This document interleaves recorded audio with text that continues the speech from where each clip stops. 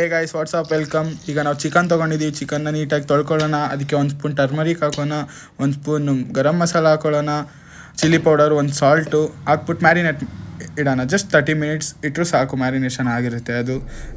Next ನಮ್ಮದು process ಬಂದು ಒಂದು ಪ್ಯಾನ್ಗೆ ಆಯಿಲ್ ಹಾಕೊಳ್ಳೋಣ. ಆಯಿಲ್ ಹಾಕ್ಕೊಂಡಿದ್ಮೇಲೆ ಅದಕ್ಕೆ ಆನಿಯನ್ಸ್ ಹಾಕೊಳ್ಳಿ. ಆನಿಯನ್ಸ್ ನಿಮಗೆ ಎಷ್ಟು ಬೇಕಷ್ಟು, ಒಂದು 3 to 4 ಆದರೂ, ಚಿಕ್ಕದಾದರೆ 3 to 4, ದೊಡ್ಡದಾದರೆ 1-2 ಸಾಕು. ಹಾಕ್ಕೊಂಡು ಅದು brownish pinkish as it is ನಿಮ್ಗೆ ಹೆಂಗೆ ಅನಿಸುತ್ತೆ ಆ ಥರ ಮಾಡಿಕೊಂಡು ಅದಕ್ಕೆ ಟೊಮೆಟೊಸ್ ಆ್ಯಡ್ ಮಾಡಿ.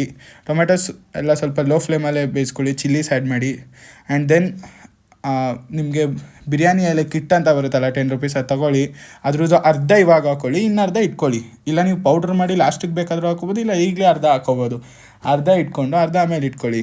ಅದನ್ನು ಸ್ವಲ್ಪ ಲೋ ಫ್ಲೇಮಲ್ಲಿ ಕುಕ್ ಮಾಡಿ ಅದನ್ನು ಆರಕ್ಕೆ ಬಿಟ್ಟು ಮಿಕ್ಸಿಲಿ ರುಬ್ಕೊಳ್ಳಿ. ಅದನ್ನು ಲೈಕ್ ಫುಲ್ ಲಿಕ್ವಿಡ್ ಥರ ಇರಬೇಕು. ನೆಕ್ಸ್ಟ್ ಈಗ ಮ್ಯಾರಿನೇಟ್ ಮಾಡಿರೋ ಚಿಕನ್ನ ತಗೊಂಡು ಲೋ ಫ್ಲೇಮಲ್ಲಿ ಆಯಿಲ್ ಅದೇ ಪ್ಯಾನ್ಗೆ ಲೋ ಫ್ಲೇಮಲ್ಲಿ ಬೇಯಿಸ್ಕೊಳ್ಳಿ. ಒಂದು 15 minutes ಲೋ ಫ್ಲೇಮಲ್ಲೇ ಬೇಯಲಿ ಅದು. ಯಾಕೆಂದರೆ ಅದೆಲ್ಲ ವಾಟರ್ ಎಲ್ಲ ಇರುತ್ತಲ್ಲ, ಅದೆಲ್ಲ ಬಿಡುತ್ತೆ ಆಚೆಗೆ. ಆಮೇಲೆ ಅದಕ್ಕೆ ಸ್ವಲ್ಪ ಜಿಂಜರ್ ಗಾರ್ಲಿಕ್ ಪೇಸ್ಟ್ ಹಾಕ್ಕೊಂಡು ಕುದಿಸಿ ಮತ್ತೆ ಒಂದು 5 minutes.